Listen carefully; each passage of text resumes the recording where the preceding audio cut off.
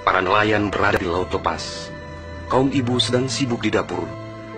Anak-anak usia sekolah menikmati hari libur. Sebagian pemuda sedang berolahraga. Sebagian lagi bersiap-siap menuju pantai untuk rekreasi. Para buruh bangunan sedang bekerja. Suasana pasar hiruk-pikuk dengan berbagai transaksi. Burung-burung baru saja meninggalkan sarang. Tiba-tiba pukul 7:58 waktu Indonesia Barat, hari Ahad, 26 Desember 2004, bumi Serambi Mekah berguncang dahsyat. Guncangan gempa pada 8,9 skala Richter itu berlangsung puluhan menit tanpa henti. Bumi bergerak ke bawah dan ke atas, ke kiri dan ke kanan, berayun-ayun terus-menerus. Orang-orang berlari keluar rumah, berkumpul di jalan-jalan dan lapangan terbuka. Mereka seperti berada dalam tampi. Kepala terasa pusing, sehingga banyak yang terjerembab ke bumi. Suara azan Allahu Akbar berkumandang dari menara-menara masjid dan menasa. Suara zikir pun membahana di mana-mana. Jutaan mulut manusia melafazkan asma Allah dan Rasulullah secara terus-menerus. La ilaha illallah, Muhammad Rasulullah.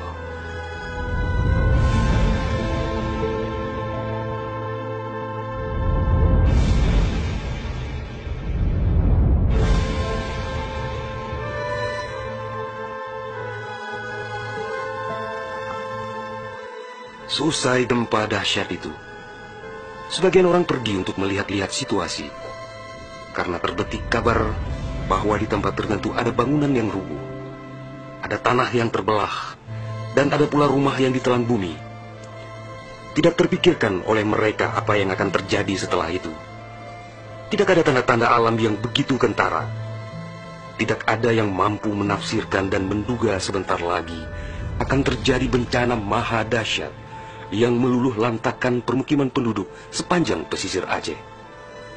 Tidak ada pula yang mampu menerjemahkan berbagai firasat atas pusaran nasib yang bakal menimpa tanah rencong. Juga hampir tidak ada yang memahami tanda alam, manakala air laut surut beberapa ratus meter. Orang-orang di pesisir pantai tampak asyik mengumpulkan ikan yang menggelepar-gelepar. Bahkan air sungai pun mengering, namun tidak ada yang dapat membaca tanda-tanda itu. Mereka seakan melupakan gempa yang baru berlalu.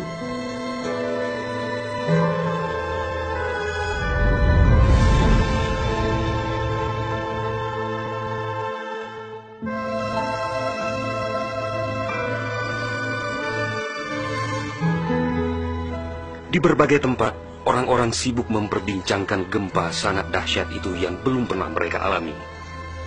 Namun tak lama kemudian orang-orang mendengar bunyi dentuman sangat keras, disusul suara gemuruh dari arah laut. Bunyi dentuman itu terdengar sepanjang pesisir Aceh Besar, Banda Aceh, Aceh Jaya, Aceh Barat dan Nagan Raya.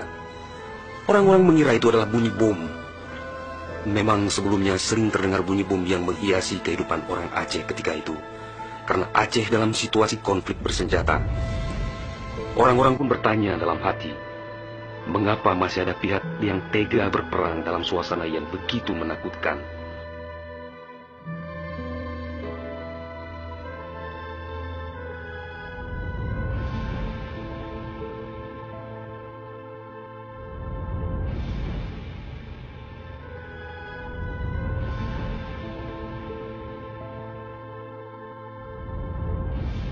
Orang-orang mengira pagi itu hanya sekedar gempa.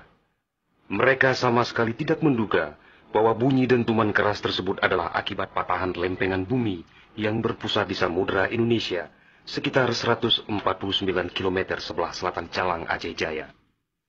Dan itulah penyebab gempa. Di samping kehendak Allah pemilik alam semesta, belum sempat mereka bernafas lega akibat gempa.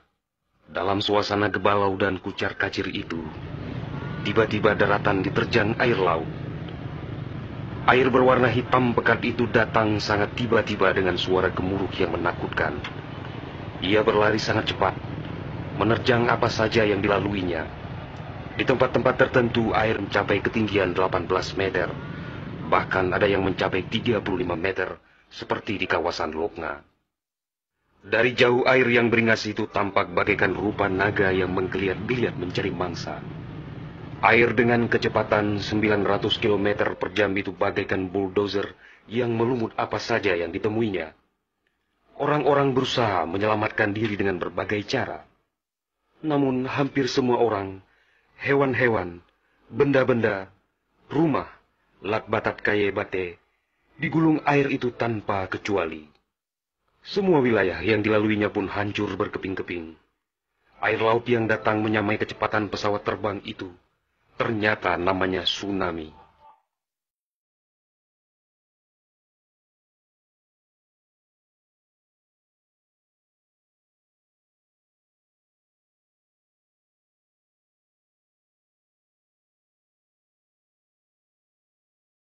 Kekuatannya memang luar biasa. Kapal apung PLN yang diparkir di perairan Uleliu, Banda Aceh, digelandang tsunami sampai 3 kilometer ke darat.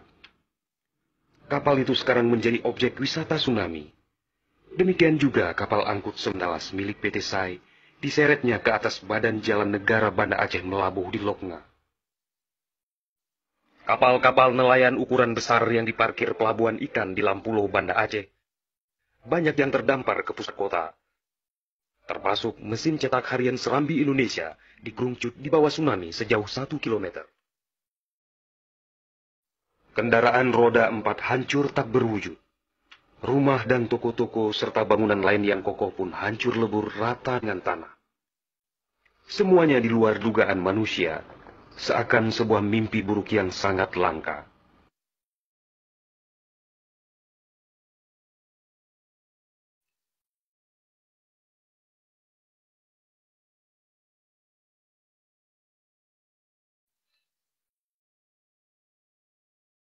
Setelah kira-kira 15 menit air laut itu beraksi, suasana pesisir Aceh pun lengang, sunyi, sepi, senyap, dan hening yang tak bisa dilukiskan dengan kata-kata.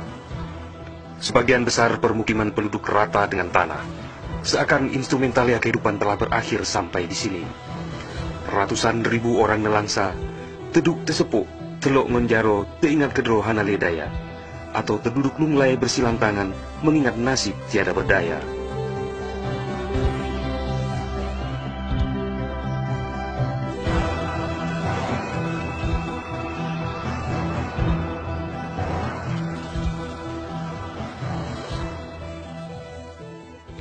Tsunami yang diakibatkan gempa tektonik itu juga melanda Malaysia, Thailand, India, Maladewa, Sri Lanka,